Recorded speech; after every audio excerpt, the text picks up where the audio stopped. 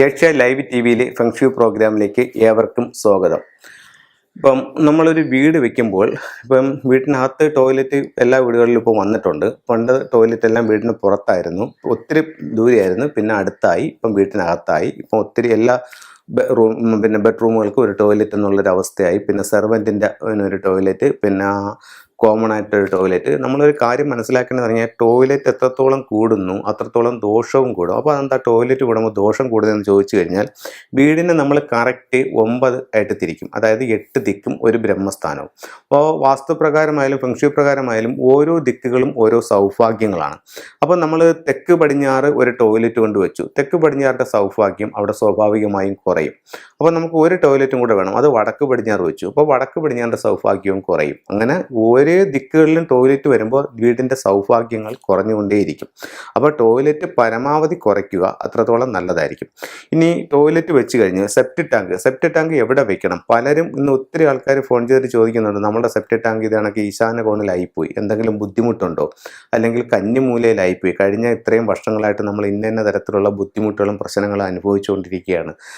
Sir യൂട്യൂബിൽ പറഞ്ഞതൊക്കെ ശരിയാണ്, നമ്മുടെ വീടിൻ്റെ അതേ പ്ലാൻ തന്നെയാണ് സാർ വരച്ചിരിക്കുന്നത്, ആ സാറ് പറഞ്ഞ എല്ലാ പ്രശ്നങ്ങളും നമ്മുടെ വീട്ടിലുണ്ട്, നമ്മളതിന് എന്താ ചെയ്യുക എന്നൊക്കെ ചോദിച്ച് ഒത്തിരി ആൾക്കാർ വിളിക്കുന്നുണ്ട്. അപ്പോൾ ഇതിൽ ഉള്ള ഒരു കാര്യം എന്ന് പറയുമ്പോഴത്തേക്ക്, നമ്മൾ വെച്ചുപോയ വീടുകൾ നമുക്ക് അതിൻ്റെ പരിഹാരങ്ങൾ ചെയ്യുക. പുതിയ വീടുകൾ വെക്കുന്നവരെങ്കിലും ഇത് സെപ്റ്റി ടാങ്ക് ഇന്ന സ്ഥലത്ത് വെക്കുക. ഇപ്പോൾ വാസ്തുവിൽ വിശ്വാസമുള്ളവർ കാണും, ഇല്ലാത്തവർ കാണും. എന്നിരുന്നാലും നിങ്ങളൊരു പുതിയ വീട് വെക്കുമ്പോൾ ഈ കാര്യങ്ങളൊന്ന് ശ്രദ്ധിച്ച് നിങ്ങൾ ചെയ്യുന്നത് കൊണ്ട് നിങ്ങൾക്ക് അതുകൊണ്ട് ഗുണമേ ഉണ്ടാവത്തുള്ളൂ, ദോഷം ഉണ്ടാവത്തില്ല. അപ്പോൾ ഒരു വീട്ടിൽ എവിടെയൊക്കെ സെപ്റ്റി ടാങ്ക് വരാം എന്നുള്ളത് ഞാൻ നിങ്ങളുമായിട്ട് ഷെയർ ചെയ്യാം.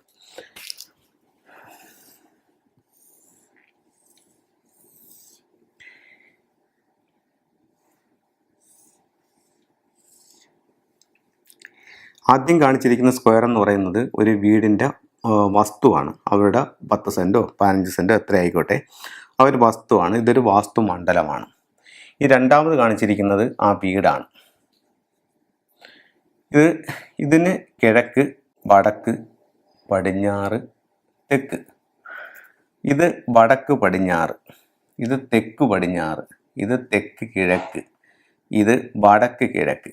ഇങ്ങനെയാണ് നമുക്ക് 8 ദിക്കുകൾ വന്നിരിക്കുന്നത്. അപ്പോൾ അങ്ങനെയാണെന്നുണ്ടെങ്കിൽ നമുക്ക് ഒരു ഇത് പണിഞ്ഞു, ഒരു ടോയ്ലറ്റ് പണിയുമ്പോഴത്തേക്ക് ഇവർക്ക് ഈ ടോയ്ലറ്റ് നിൽക്കുന്നത് തെക്ക് വശത്താണ് ടോയ്ലറ്റ് നിൽക്കുന്നതെന്ന് കണക്കാക്കുക. തെക്ക് വശത്തെ ടോയ്ലറ്റ് നിൽക്കുന്നു.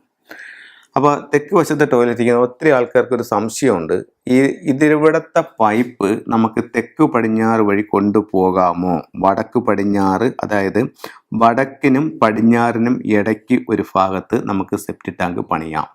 എന്നിട്ട് ഇവിടുത്തെ കണക്ഷൻ ഇതുവഴി കന്നിമൂല വഴി പൈപ്പ് കൊണ്ട് പോകുന്നുണ്ട്, ദോഷമുണ്ടോ എന്ന് ഒരുപാട് ആൾക്കാർക്കൊരു സംശയമുണ്ട്. ആൾക്കാർ ഒത്തിരി പേര് ചോദിക്കുന്നുണ്ട്. ചിലരങ്ങനെ കൊണ്ടുപോയിക്കൂടാന്ന് പൂർണ്ണമായും വിശ്വസിക്കുന്നുമുണ്ട്. പക്ഷേ തെക്ക് പടിഞ്ഞാറ് വഴി ഇത് പൈപ്പ് കൊണ്ടുപോകുന്നത് കൊണ്ട് ബുദ്ധിമുട്ടില്ല. അപ്പോൾ തെക്ക് പടിഞ്ഞാറ് മലിനപ്പെടുന്നില്ല എന്നാണ് ചോദിക്കുന്നത്. ഇവിടെ പറയുന്നത് ഇവിടെ കുഴി പാടില്ല എന്നുള്ളതാണ് പറയുന്നത്. അപ്പോഴത്തേക്ക് ഇവിടെ ഒരു സെപ്റ്റി ടാങ്ക് വന്നാലേ അത് കൂടുതൽ ബുദ്ധിമുട്ടാവുന്നുള്ളൂ.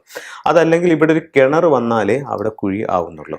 ഒരു പൈപ്പ് ജസ്റ്റ് ഇതിലെ പാസ് ചെയ്തുകൊണ്ട് പോകുന്നതുകൊണ്ട് കുഴപ്പമില്ല. പിന്നെ ഒരല്പം താത്ത് കൊണ്ട് പോകാനായിട്ട് ചില ഗ്രന്ഥങ്ങളിൽ പറയുന്നുണ്ട്, ഒരു 3 അടിയെങ്കിലും താഴ്ത്തി പൈപ്പ് കൊണ്ട് പോകാനായിട്ട് പറയുന്നുണ്ട്. എന്തായാലും ഒരു പൈപ്പ് കന്നിമൂല വഴി പാസ് ചെയ്ത് പോകുന്നത് കൊണ്ട് അത്രയും വലിയ പ്രശ്നങ്ങളൊന്നുമില്ല. അതേസമയം കന്നിമൂലയിൽ ഒരു സെപ്റ്റി ടാങ്കോ ഒരു ആ ഭാഗം വസ്തുവിൽ താന്ന് കിടക്കുകയോ അതല്ലെന്നുണ്ടെങ്കിൽ കന്നിമൂല ഭാഗത്ത് കിണറോ ഒക്കെ വന്നു കഴിഞ്ഞാൽ അത് വാസ്തുപ്രകാരം നല്ലതല്ല. ഒരു സെപ്റ്റി ടാങ്കിൻ്റെ ഒരു പൈപ്പ് അതുവഴി പോകുന്നത് കൊണ്ട് ബുദ്ധിമുട്ടില്ല. അപ്പോൾ അങ്ങനെയാണെന്നുണ്ടെങ്കിൽ ഈ വടക്ക് പടിഞ്ഞാറ്, വടക്കിൻ്റെയും പടിഞ്ഞാറിൻ്റെയും ഇടയ്ക്ക് ഒരു സെപ്റ്റി ടാങ്ക് പണിഞ്ഞിട്ട് ഇത് തീ കൊണ്ടുവന്ന് കണക്ട് ചെയ്യാവുന്നതാണ്. അത് കഴിയുമ്പോഴത്തേക്ക് ഇപ്പോൾ ഇവർക്ക് ഈ ഭാഗത്ത് കൊണ്ടുവരാനായിട്ട് സൗകര്യം ഇല്ല. കാരണമെന്ന് പറഞ്ഞാൽ തൊട്ടടുത്ത ആളിൻ്റെ പറമ്പിൽ ഈ ഭാഗത്തൊരു കിണറുണ്ടെന്ന് വെക്കും. അങ്ങനെയാണെങ്കിൽ അവർ ഈ ഭാഗത്തേക്ക് കൊണ്ടുവരുമ്പോൾ അവർക്കതുകൊണ്ട് ബുദ്ധിമുട്ടുണ്ട്. അപ്പോൾ നമുക്ക് അവിടെ ചെയ്യാൻ പറ്റുന്നില്ല. അങ്ങനെയാണെന്നുണ്ടെങ്കിൽ ഇനി നമുക്കിത് എവിടെ ചെയ്യാം? ഇതങ്ങനെയാണെങ്കിൽ നമുക്ക് എവിടെ ചെയ്യാമെന്ന് വെച്ച് കഴിഞ്ഞാൽ, ഇതിൻ്റെ കിഴക്ക് ഭാഗത്ത് നമുക്ക് സെപ്റ്റി ടാങ്ക് ചെയ്യാം. അത് വടക്ക് കിഴക്കും കയറരുത്, തെക്ക് കിഴക്കും കയറരുത്. കിഴക്ക് ഭാഗത്ത് ആ ബ്രഹ്മസൂത്രം വിട്ടിട്ട് സെപ്റ്റി ടാങ്ക് പണിയുന്നത് ഏറ്റവും നല്ലതാണ്. അതായത് കിഴക്ക് ഭാഗത്ത് നമുക്ക് ഈ സെപ്റ്റി ടാങ്ക് പണിയാം.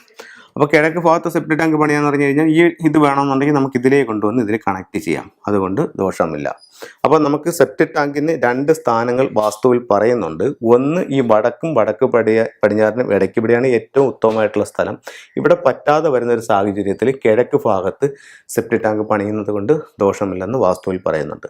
അപ്പോൾ ഇത്തരം കാര്യങ്ങൾ വളരെയധികം ശ്രദ്ധിക്കുക. അപ്പം നമുക്ക് പിന്നെ ഒരു കാരണവശാലും കുഴി വരാൻ പാടില്ലാത്ത അല്ലെങ്കിൽ താന്ന് കിടക്കാൻ പാടില്ലാത്ത സ്ഥലങ്ങൾ തെക്ക് കിഴക്ക് ഭാഗം, തെക്ക് വശം, തെക്ക് പടിഞ്ഞാറ് ഭാഗം, ഈ ഭാഗത്ത് നമുക്ക് വസ്തുവിൽ അവിടെ ചാഞ്ഞു കിടക്കാനോ അല്ലെങ്കിൽ അവിടെ സെപ്റ്റിക് ടാങ്കോ കിണറോ അല്ലെങ്കിൽ വേസ്റ്റ് വാട്ടറിൻ്റെ കുഴിയോ ഒന്നും ഈ ഭാഗത്ത് പാടില്ല. അപ്പോൾ അത് വളരെയധികം ശ്രദ്ധിക്കേണ്ട ഒരു കാര്യമാണ്.